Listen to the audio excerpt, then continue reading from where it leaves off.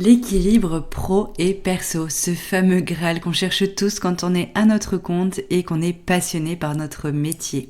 2024 a été l'année dans laquelle j'ai cherché cet équilibre et je l'ai trouvé. J'ai enfin mis en place un équilibre entre ma vie personnelle et professionnelle, ce qui me permet d'être épanouie et en bonne santé. Je te parle dans cet épisode de mes expériences personnelles et de mes conseils pour toi aussi le trouver, cet équilibre pro et perso. Bienvenue dans mon podcast Intuition créative, le podcast qui booste ton état d'esprit d'entrepreneur intuitif. À travers mon expérience personnelle et mes expertises en communication visuelle, je vais te transmettre mes conseils pour être ambitieux et intuitif, mettre en valeur tes expertises et accroître ta créativité en trouvant de l'inspiration. Tu auras donc toutes les clés en main pour diriger ton entreprise dans la bonne direction. Je suis Anne-Laure, une entrepreneure ambitieuse, créative et intuitive. L'intuition, l'écoute de soi et la créativité font partie de mon quotidien. J'ai donc créé en 2016 Studio Eucalyptus, mon studio de graphisme dans lequel j'accompagne les entrepreneurs dans leur communication en créant leur identité de marque, leur site web et leur direction artistique. On se retrouve ici chaque lundi à 7h pour un nouvel épisode, en tête-à-tête ou avec un invité. D'ailleurs, n'hésite pas à t'abonner dès maintenant à Intuition Créative pour être sûr de ne rien louper. Comme je te le disais en début d'épisode, trouver son équilibre entre sa vie personnelle et sa vie professionnelle est un défi que je relève chaque jour en tant qu'entrepreneur passionné et je pense que toi aussi, si tu es ici en train de m'écouter. Mon parcours a débuté en 2017 alors que j'étais encore étudiante et m'a confrontée à cette réalité. Comment je vais allier ma vie jeune, 19 ans, étudiante, encore un petit peu fêtarde, et ma vie professionnelle et ma vie étudiante aussi dans les cours. Après avoir jonglé du coup avec toutes ces petites nouveautés et jongler du coup avec mes casquettes aussi de jeune étudiante sans trop de responsabilités à jeune entrepreneur avec plein de responsabilités. J'ai commencé mes premiers projets, ensuite j'ai eu une période aussi où j'étais salariée en agence de communication et j'avais toujours du coup ma micro-entreprise, ce qui a fait que voilà, j'ai eu pas mal d'activités qui se sont chevauchées pendant quelques années et je me suis lancée à 100% à mon compte il y a 4 ans. Du coup, c'est qu'en 2024, comme je le disais en introduction, après 2 burn-out, des blessures physiques m'obligeant à ralentir, que j'ai enfin trouvé cet équilibre tant recherché. Aujourd'hui, je gère 2 entreprises et je mène une vie personnelle épanouie et équilibrée. Et c'est pour ça que je voulais te donner des conseils parce que voilà, je suis fière et comblée de pouvoir aujourd'hui te dire que oui, j'ai une vie personnelle et professionnelle équilibrée malgré que j'ai passé quelques années à aller trop tirer sur la corde où mon corps n'en pouvait plus, mon cerveau non plus. J'ai fait pas mal d'épisodes là-dessus où je te parle de la fatigue que j'ai accumulée, des craquages un petit peu que j'ai fait, où je me suis toujours très vite relevée parce que j'étais bien accompagnée, etc. Donc là, j'ai pas forcément envie de tout détailler, c'est pas l'objectif. Là, l'objectif, c'est vraiment de te donner mes conseils pour que tu trouves toi aussi cet équilibre et que tu te rendes compte peut-être que tu es pas la seule à avoir des soucis pour trouver cet équilibre et qu'il y a peut-être des petites choses que tu sais déjà que je vais te partager aujourd'hui, mais qui vont peut-être te redonner envie de réajuster dans ton quotidien certaines choses pour vraiment prendre en main cet équilibre cette année. Donc la première chose que je veux te partager aujourd'hui, c'est l'importance de prendre soin de soi. Ces expériences m'ont vraiment enseigné une leçon cruciale, c'est que prendre soin de soi, c'est plus efficace, ça permet d'être plus efficace dans son travail. Négliger en fait sa santé mentale et physique peut vraiment mener à l'épuisement et du coup compromettre la qualité de notre travail et de notre bien-être en général. Clairement, il y a des études qui montrent que les entrepreneurs qui ne prennent pas soin d'eux peuvent voir clairement leur capacité à prendre des décisions efficaces diminuer, mettant en péril la survie de leur entreprise. Prendre soin de soi, c'est pérenniser la santé de ton entreprise. Et ça, vraiment, c'est hyper important que tu l'aies en tête parce que c'est quelque chose qu'il faut toujours garder à vue si tu veux perdurer dans le monde de l'entrepreneuriat et faire les choses comme il se doit pour vraiment être dans une réussite constante. Ça semble à vrai dire un peu une évidence, mais lorsqu'on est pris en fait dans l'engrenage des multitâches qu'on a à faire que nous en tant que chef d'entreprise, en tant qu'entrepreneur on doit mener, il est parfois difficile de laisser de côté une petite heure de yoga, une petite heure de sport en se disant oh non mais je suis en plein boulot là, je vais pas, non tant pis j'annule le yoga, il faut absolument que je finisse ce mail, il faut absolument que je finisse ma compta, il faut absolument que je finisse ça, et c'est facile de le mettre de côté et de supprimer en fait ces espaces où tu prends soin de toi. Ça peut être un massage, ça peut être un cours de yoga, ça peut être une balade, ça peut être de la méditation, etc. Toutes les choses qui font que toi, ça t'amène du bien-être. Sauf qu'en fait, à long terme, si tu décales sans cesse ces petits moments, ton corps, il va payer et ton mental également.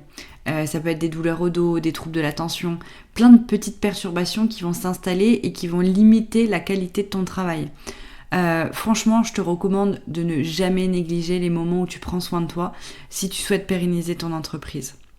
Je vais t'expliquer après comment moi je m'autodiscipline avec ça, mais vraiment définis déjà de savoir. Ça c'est important aussi parce que parfois en fait on sait même pas ce qui nous fait du bien et ce qui nous permet de prendre soin de nous.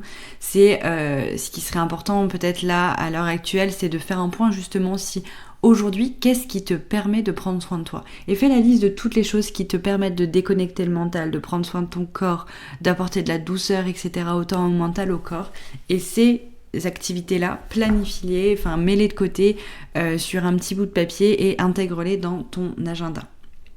Comme tu le comprends, ces choses-là qui vont être importantes pour ton mental, il va falloir les intégrer dans ton quotidien. Donc ça va te demander te demander de l'autodiscipline, de la structure et de l'organisation. Comme tu l'auras compris, atteindre cet équilibre va te demander une structure solide, une organisation rigoureuse et une autodiscipline constante.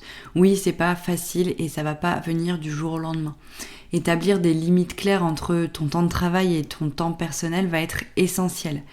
Et la gestion du temps est une étape clé pour trouver un équilibre sain entre ton travail et ta vie personnelle. La gestion de temps, c'est-à-dire que quand tu travailles, en fait, ton temps soit... ton temps ne soit pas perdu à flâner, à ne pas savoir un peu ce que tu dois faire, etc. Il faut que tout le temps que tu attribues à ton travail soit efficace et soit, vraiment profite à ton efficacité et à la performance que tu vas mettre dans tes tâches. C'est-à-dire que c'est sûr, si tu flânes pendant 4 heures devant ton écran, prendre 1 heure de yoga, ça va te sembler mais juste impossible parce que tu vas culpabiliser. Par contre, si pendant 4 heures, tu es efficace, tu coches ta to-do list, t'as été concentrée, tu n'as pas été distraite par son téléphone, etc. Prendre ton heure de yoga ou ta demi-heure pour aller te balader, ça va être vraiment facile pour toi, ça va être logique en fait, et tu te poseras même plus la question. Donc utilise des outils simples tels que peut-être les listes de tâches, donc les to-do list dont je te parlais, un agenda ou des applications de gestion de temps peut vraiment t'aider à organiser tes journées. Pour ma part, j'utilise plusieurs méthodes.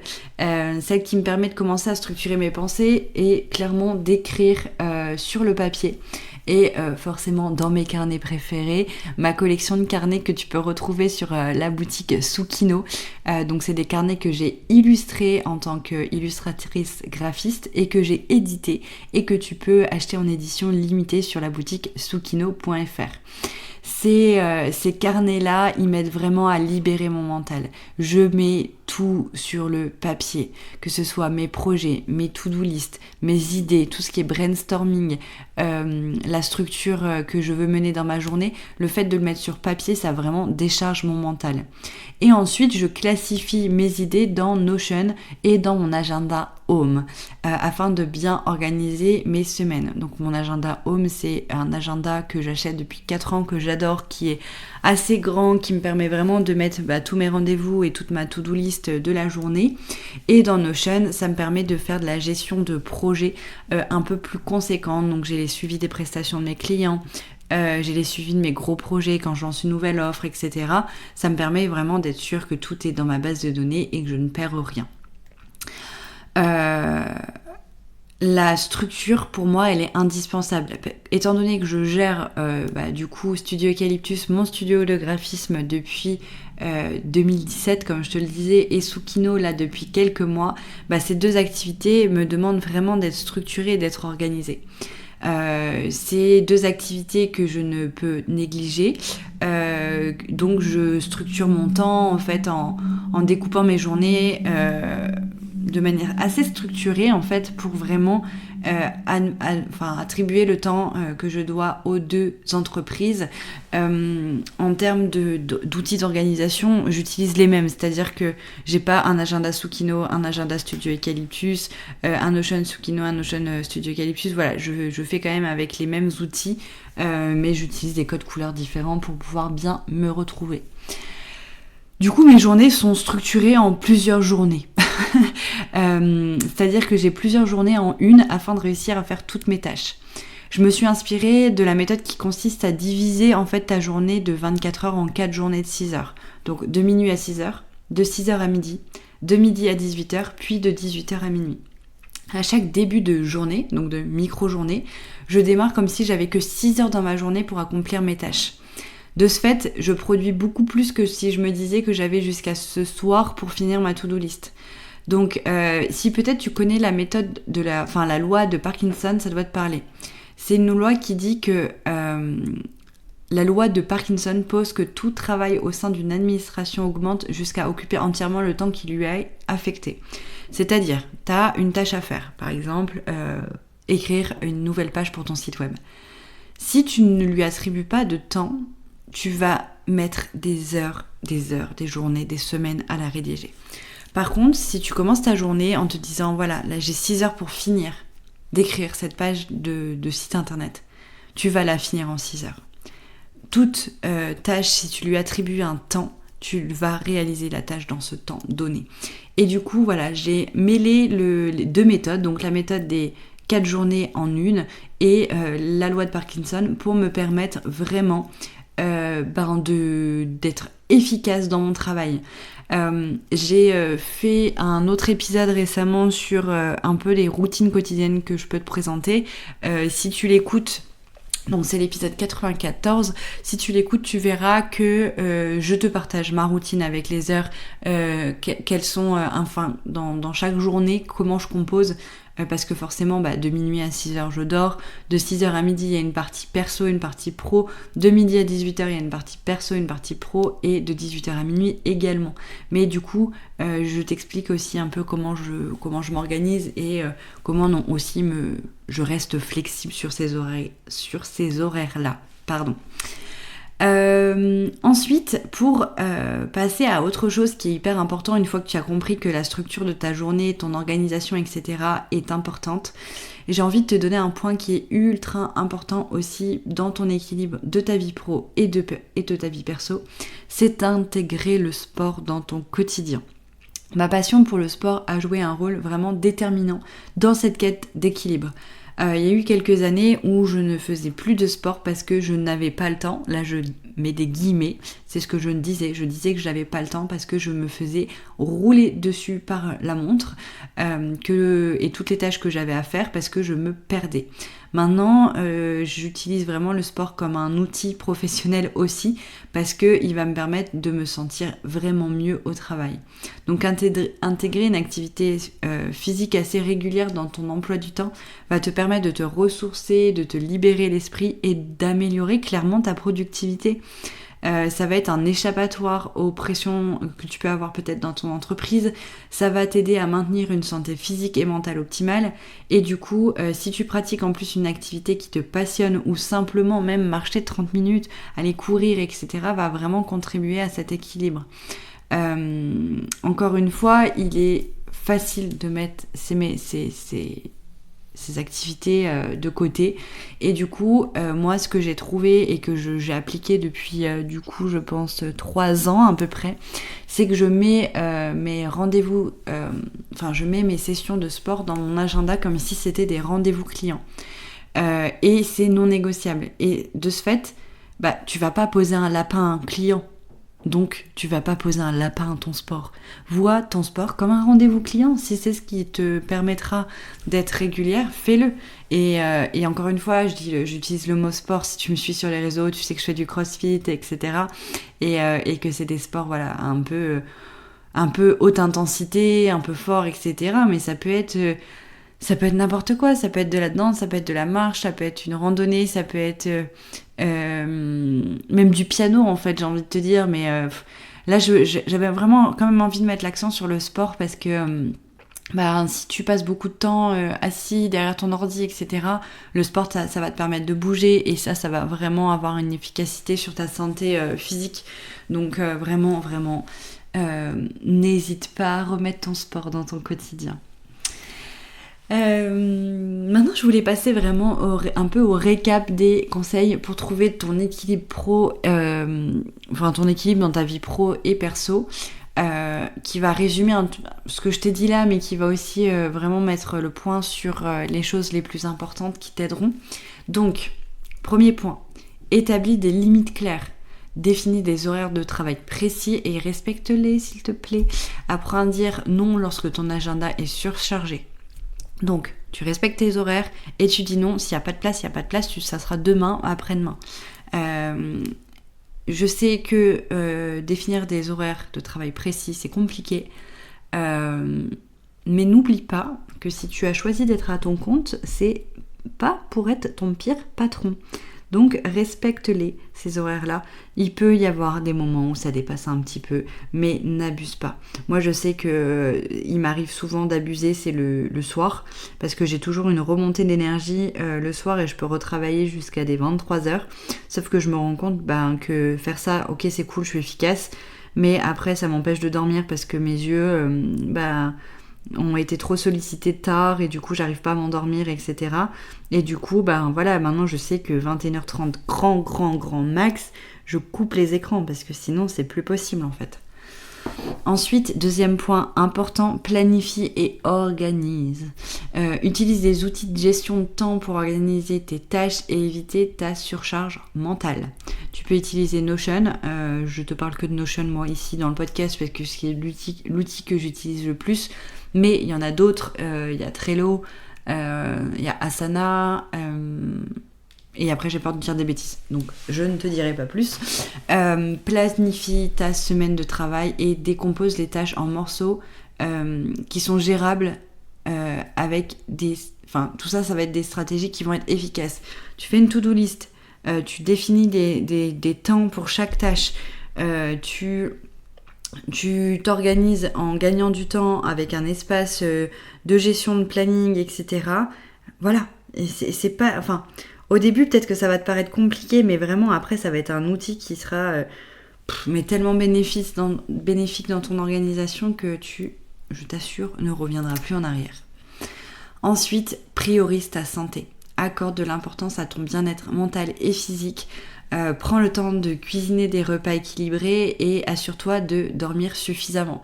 Ça c'est pareil, j'en ai pas parlé, j'ai parlé du sport, mais les repas c'est important.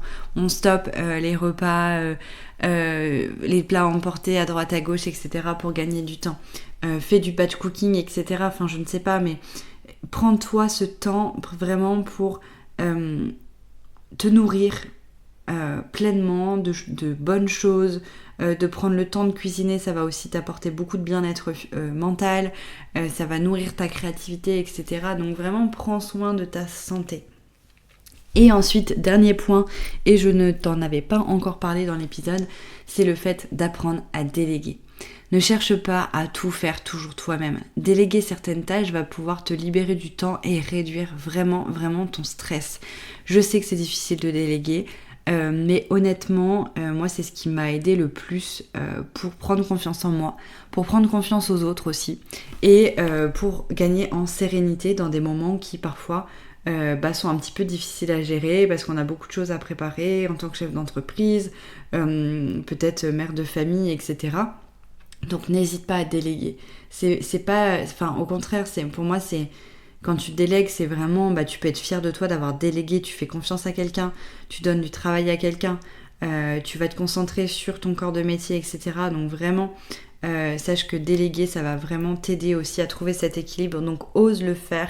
Et si ton souci c'est l'argent, etc., bah franchement fais le test, délègue et tu verras que finalement, l'un dans l'autre, tu vas pas forcément perdre d'argent parce que justement le temps que tu vas gagner en déléguant, bah, tu vas pouvoir le mettre à profit de tâches qui vont être plus rentables pour toi où tu es vraiment dans ton activité principale. Donc voilà, je pense vraiment qu'en appliquant tous ces conseils, tu pourras progressivement trouver un équilibre entre ta vie pro et perso qui va être essentiel pour ton épanouissement et aussi pour la réussite de ton entreprise. Donc je te souhaite vivement de trouver cet équilibre. Je sais pas si, peut-être que tu l'as déjà trouvé toi aussi, tout comme moi, cet équilibre, et si tu veux me partager les petites choses que tu as mis en place pour le trouver, bah, je serais ravie d'échanger avec toi et de partager aussi tes retours auprès de mon audience pour inspirer encore plus.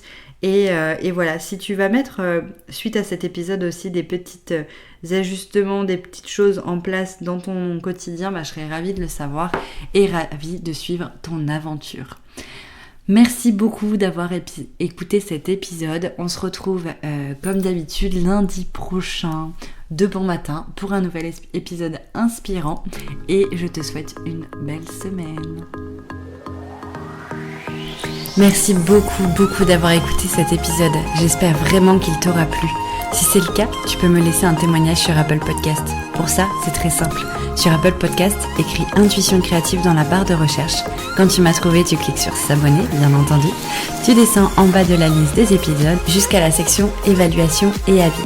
Si tu as aimé cet épisode, tu peux soutenir Intuition créative en laissant 5 étoiles et aussi m'écrire un témoignage. Cela me permettra de savoir l'impact que mes conseils ont sur ta vie d'entrepreneur.